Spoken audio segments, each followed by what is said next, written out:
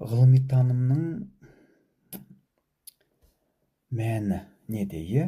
Ғылыми танымның мәні зерттеу объектісін белгілі бір мерзім аралығында нысаналы ұйымдасқан түрде, жүйелі түрде бақылау жүргізе отырып, ондағы өзгерістерді, негізгі ерекшеліктерді, құбылыстарды қадағалау болып табылады. Мысалы, е, жол салу, немесе қандай да бір ғимараттарды тұрғызу, е, құрылыс нысандарын тұрғызуда біз бірінші ол жаңағы сол құрылыс нысандары тұрғызылатын жерді, орынды бақылаймыз, е, байқаймыз, барып бірінші зерттеулер жүргіземіз, оның негізгі қасиеттеріне, ерекшеліктеріне мән береміз.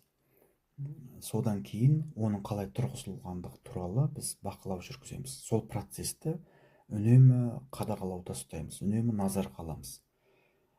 Міне бұл нақты бақылау болып табылады.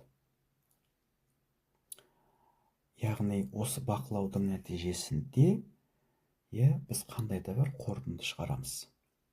Ал тағы да бір осы бақылаудан кейінгі негізгі әдістердің бірі бұл эксперимент жасау. Бұл ғылыми тәжірибе деп атай береміз кейде. Оның ерекшелігі неде? Оның ерекшелігі зерттеліп отырған объектіге сол зерттеушінің тікелей әсер етуі, ондағы процестерге үнемі үздіксіз араласуы.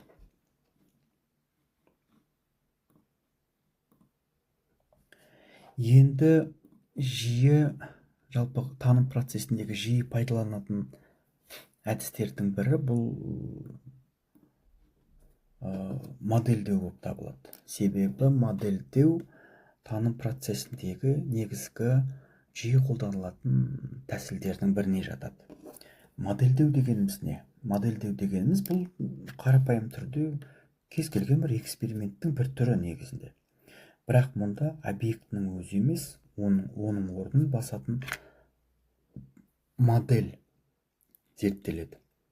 Яғни кез келген модель зерттеудің объектісіне айналады. Модель бұл зерттелетін объектімен ұқсастық қатынаста болатын, таным процесінде оның орнына пайдаланылатын, нақты өмір сүретін немесе бір теориялық түрде ойша жоспарланатын жүйе немесе бір құбылыс түрі. Енді көпшілікке ежелден белгілі танымал модельдердің бірі бұл географиялық картаны, глобусты, химиядағы құрылыстық формулаларды ерекше айтуға болады.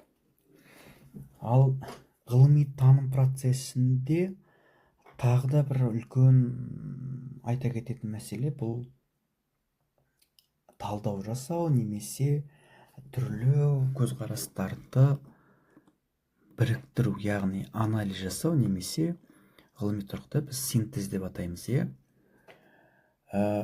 Зерттелуге тиіс объектіні ойша түрлі құрамдас бөліктер мен жақтарға бөліп қарастыруды, сол негізде оның түрлі қасиеттерін, ішкі байланыстарын анықтау әдісін біз анализ деп атаймыз. Яғни кез келген мәселенің ішкі қасиеттерін, оның сипатын, мәнін ашу, талдау, талқылау анализ деп аталады.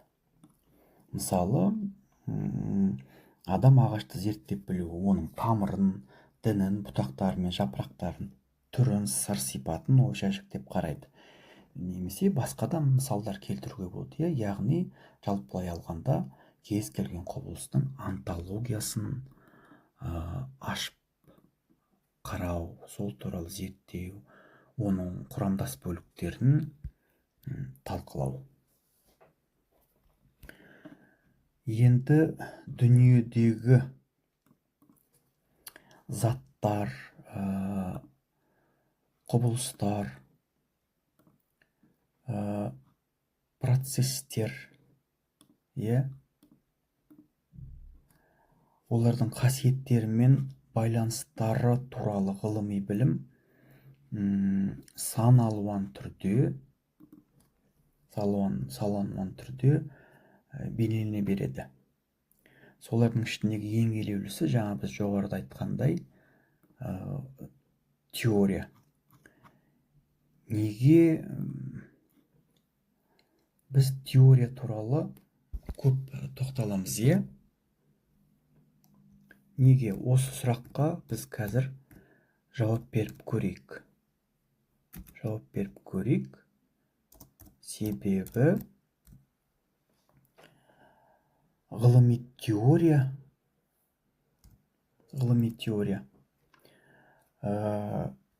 зерттеліп отырған объектінің ішкі, оның қажетті жақтары, оның ішкі байланысы, құрылымы, оның өміршеңдігі,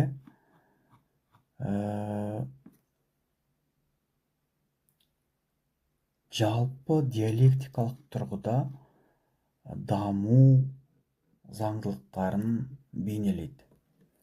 Ғылыми теория жалпы қандай міндеттер атқарады?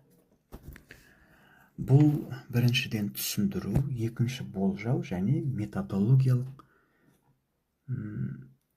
міндет атқарады. Түсіндіру дегеніміз не? Бұл объектінің болмысын, жаңағы айтқан онтологиясын ашу, мән мағынасын, даму заңдылықтарын ашып түсіндіру болып табылса, екінші болжау, яғни болжау дегеніміз теория зерттеу объектісінің ішкі табиғатын ашу арқылы оның болашақтағы даму бағытын көрсете алады. Үшінші жаңағы міндеті методологиялық міндет деп айтқан болатынбыз. Методологиялық міндет әрбір теория ғылымның сол саласының дамуына жол аша отырып, танымның алға қарай ілгерілеуіне негіз болады. Біз осы тұрғыда ғылым философиясы туралы тағы бір мәрте айта кеткенді жөн санадық. Жалпы ғылым философиясы дегеніміз бұл философияның белгілі бір аймағы. Пәндік тұрғыдан ғылыми білім жүйесін, ғылымның жалпы құрылысын, қызметтері мен даму заңдылықтарын зерттесе, ғылым әлеуметтік институт ретінде және қазіргі қоғамның инновациялық жүйесінің негізі ретінде қабылданады. Ғылым философиясының мақсаттары қандай? Бұл философия мен ғылым арасындағы қатынастардың механизмін іздеу, түрлі ғылымдар мен ғылыми теориялардың философиялық мәселелері мен философиялық оның негіздерін зерттеу, ғылым, мәдениет пен қоғамның өзара қарым-қатынасын анықтау. Осы тұрғыда ғылыми білім не деген жаңа сұрақ туындайды. Ғылыми білім дегеніміз рухани дүниенің құрамдас бөлігі есебінде қашанда өзінің жүйелілігімен, қисынды тұрғыдағы ұйымдасқандығымен және теориялық сипатымен ерекшеленеді. Неге? Өйткені кез келген ғылыми таным процесінде теориялық сипат, теориялық тұрғыдағы жаңа гипотеза құру аса маңызды. Мысалы, ғылыми білім ғылыми қиындықтар мен қайшылықтарды бір мол ізденістің, шығармашылық іс-әрекеттің барысында туындап, жинақтап жүйеленетінін біз білеміз. Демек, әрі ол таным процесінің күрделі нәтижесі болып табылады.